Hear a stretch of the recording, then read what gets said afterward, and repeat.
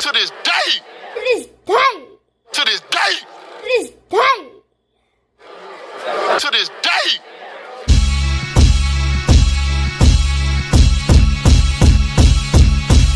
Words of Tyson the Gypsy King Fury, as you heard the man say in this article, that people don't believe in Anthony Joshua anymore.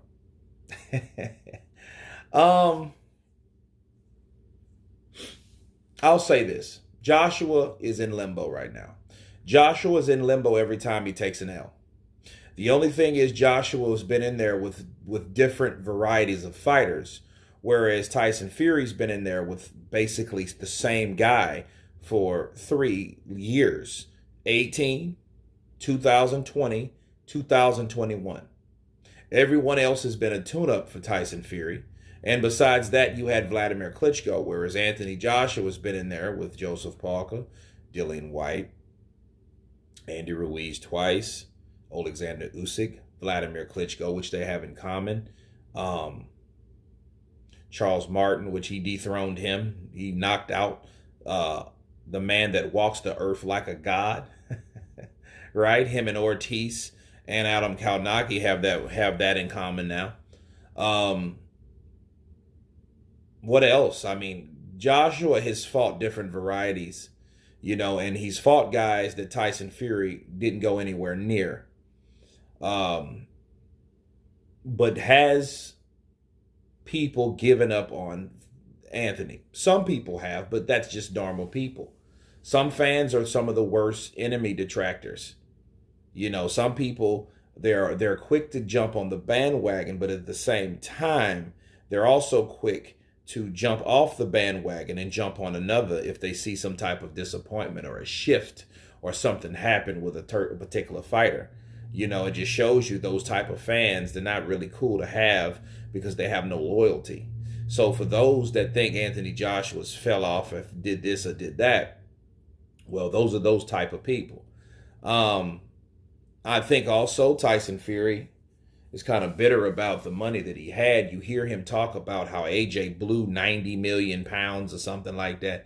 But in actuality, it was him. If he looks back on it, it was him and his fault with the underhanded arbitration possibility that happened before and killed any of the undisputed.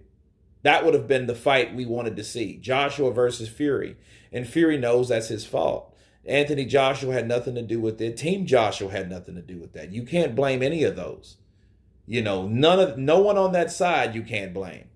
Even though it was attempted to be the case because Bob Arum, well, if Eddie Hearn would have stopped dragging ass, we would have had a better opportunity to make the fight between Anthony Joshua and Tyson Fury. Right? So, but that's not true.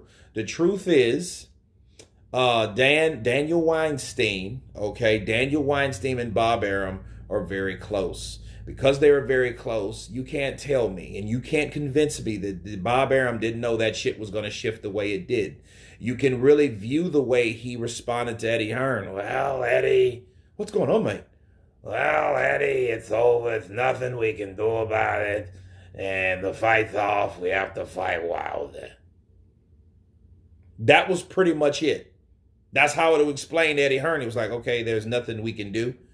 Then he comes out later, well, he probably would have stepped to the step aside if Eddie Hearn would have kept on. He would have did shit faster, sooner. Give me some of that weed. But anyway, it's Eddie Hearn drag-assing. His balls haven't dropped yet. The son of a bitch waited a whole year. The arbitration would have went a certain way, maybe, if we knew the fight was in motion to happen between Anthony Joshua and Tyson Fury. That's what was said. So I think Tyson Fury now, looking back at the possibility, I think he may not admit this, but I think that him or his team, right, were the reason why that fight didn't happen. And it wasn't that Anthony Joshua lost $90 million. They both lost a lot of money. So it involves him too. It involves his cut 50-50 all the way through. Bars. Okay?